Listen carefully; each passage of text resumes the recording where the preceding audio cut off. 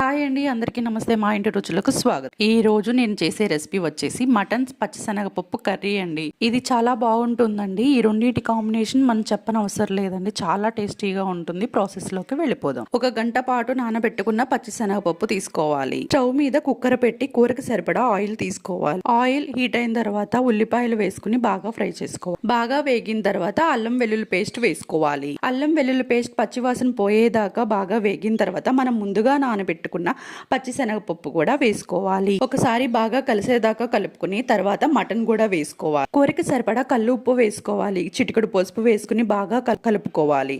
కలుపుకున్న తర్వాత మూత పెట్టేసి ఒక 5 నిమిషాలు అలా వదిలేసేయండి. మూత తీసిన తర్వాత కొంచెం మనకి ఇలా ఆయిల్ పైకి తేలిద్ది. తర్వాత ఇక్కడ నేను 2 స్పూన్ల కారం వేసుకుంటున్నానండి. కొంచెం కారం ఎక్కువ తినేవాళ్ళు ఉంటే ఇంకో స్పూన్ ఎక్స్ట్రా వేసుకోండి. కారం వేసిన తర్వాత ఒకసారి మొత్తం ఇలా కలుపుకోవాలి. కలుపుకున్న తర్వాత దీంట్లోకి 2 గ్లాసులు వాటర్ పోసుకుని కుక్కర్ విజిల్ మూత పెట్టేసేయండి. 4 విజిల్స్ వచ్చేదాకా బాగా ఉడకనియాలి. పచ్చిశనగపప్పు మటన్ ఒకసారి ఉడికినాయో లేదో చెక్ చేసుకోండి. ఉడకకపోతే ఇంకో 2-3 విజిల్స్ వచ్చేదాకా ఉడికించుకోండి. నాది పర్ఫెక్ట్గా ఉడికింది. దీంట్లోకి నేను ధనియాల పొడి 1 స్పూన్, గరం మసాలా 1 స్పూన్ వేసుకుని కొత్తిమీర వేసుకుని ఒక 5 నిమిషాలు బాగా ఉడికించుకోవాలి. అంతేనండి, మన రెడీ అయిపోయినట్టేనండి. మటన్ పచ్చిశనగపప్పు చాలా టేస్టీగా ఉంటుందండి. ఒక్కసారి మీరు కూడా ట్రై చేయండి. నచ్చితే లైక్, షేర్,